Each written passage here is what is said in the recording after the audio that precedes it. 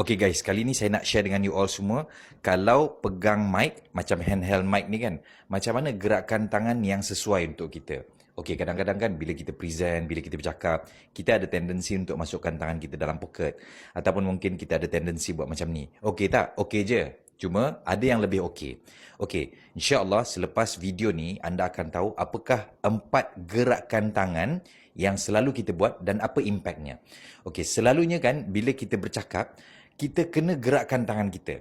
Dan basically ataupun generally, ada 4 gerakan tangan yang kita akan buat secara kita tak sedar. Dan insyaAllah di hujung video ni, anda dah pandai memilih dah. Okey, kalau aku nak bagi message ini, aku akan gunakan gerakan tangan ini. Kalau aku nak bagi message ini, aku akan gunakan gerakan tangan ini. So, apakah 4 gerakan tangan yang generally kita buat semasa kita bercakap, especially kita menggunakan mic ataupun handheld ni? Yang pertama adalah macam ni bila kita bercakap, Assalamualaikum warahmatullahi wabarakatuh. So, ini dinamakan palm up. P-A-L-M, palm up. Palm up. P-A-L-M, palm, tapak tangan, palm up. Kita naikkan kita punya tapak tangan. So, yang kedua kita buat macam ni. Ataupun macam ni. So, ini contohnya. Assalamualaikum warahmatullahi wabarakatuh. Salam sejahtera. Terima kasih tuan dan puan yang sedang menonton. So, kita akan gerakkan tangan kita dan kita tunjukkan diri kita. So, ini dinamakan point ourselves ataupun point to ourselves. So, ini adalah gerakan yang tangan yang kedua. Dan yang ketiga adalah gini So, Assalamualaikum warahmatullahi wabarakatuh. Terima kasih tuan dan puan sebab menonton. Dan hari ini kan saya nak share dengan tuan dan puan. So, kita buat yang ketiga macam ni. So, ini dinamakan palm down. P-A-L-M down. D-O-W-N. Palm down. So, yang keempat kita akan buat macam ni. Alright. Tuan dan puan, satu benda yang saya nak kongsikan dengan you all semua adalah, so, ini dinamakan point finger. P-O-I-N-T, finger, F-I-N-G-E-R. So, sekali lagi saya ulang, ada 4 gerakan tangan yang selalunya kita buat. Yang pertama, palm up, point to ourselves, palm down, point finger. Okey, tuan-tuan, saya akan kongsikan dengan tuan dan puan apakah ataupun di mana tempat yang sesuai untuk kita buat palm up, di mana yang sesuai untuk kita point to ourselves, di mana yang sesuai untuk kita point finger, dan di mana yang sesuai untuk kita guna palm down. Okey, palm up ni, masa yang sesuai adalah masa kita nak menyampaikan sesuatu yang general dan message kita kepada audien adalah kita terbuka. Sebagai contoh, mungkin kita nak memperkenalkan diri kita. Assalamualaikum warahmatullahi wabarakatuh. Salam sejahtera. Sebab apa? Palm up ni selalunya kita gunakan masa bila tuan-tuan? Masa kita berdoa, masa bila lagi? Masa kita menyela-nyela, silakan. Masuk. Tak ada kita guna, masuk. Tak ada tuan-tuan. Jadi, ini bermaksud kita sedang memberitahu diri kita adalah seorang yang open ataupun submissive. Right?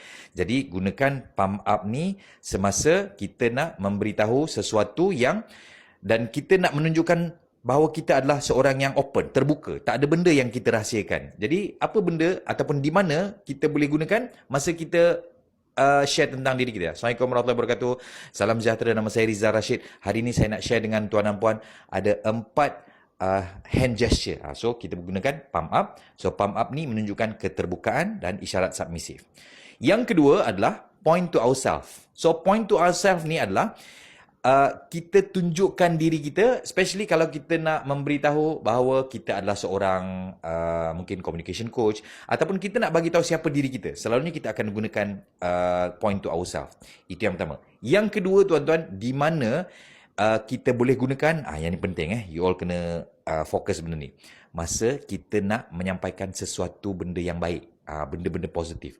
So, anda halakan diri ataupun tangan anda ke diri anda. Contoh, tuan-tuan, sebagai seorang ayah yang bertanggungjawab dan sebagai seorang individu yang amanah ni kan, so, ayah yang bertanggungjawab, individu yang amanah, sebenarnya kita sedang memberi mesej kepada audien kita adalah ayah yang bertanggungjawab, individu yang amanah. So, again, itu adalah yang kedua, point finger ataupun point to ourselves. Right? Dan yang ketiga adalah palm down.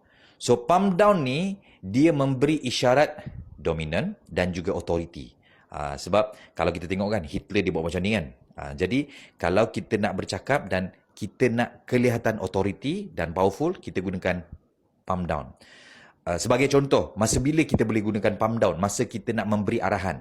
Okey, saya nak you all semua fokus sebab ini sangat penting.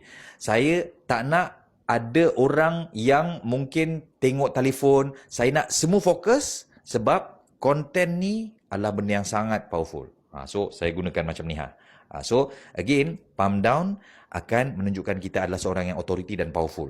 Masa bila kita nak guna, mungkin masa kita chair the meeting ataupun macam saya mention tadi lah, masa kita nak masa kita nak memberi arahan. Dan yang terakhir macam ni, point finger. So point finger ni adalah memberi isyarat keras, memberi isyarat penegasan. Okey, jangan sekali-kali buang harga. So, ini last warning. So, kita gunakan point finger untuk memberi isyarat penegasan. So, contoh kita nak bercakap dengan tim kita. Okey, ini last warning. Kalau ada di antara kita yang membuat insider trading, maksudnya kita tidak amanah, so, anda akan diambil tindakan. So, kita gunakan point finger. Alright? So, ada 4 gesture. Yang pertama, palm up. Yang kedua, point to ourselves. Yang ketiga, palm down, dan yang keempat adalah point finger. Point finger. So sekali lagi, palm up, point to ourselves, palm down dan point finger. So semoga bermanfaat dan jangan lupa save video ni dan share supaya lebih ramai orang yang aware. Dan saya nak tuan dan puan, kalau anda dapat sesuatu, anda boleh komen dapat. Assalamualaikum warahmatullahi wabarakatuh. Salam sejahtera.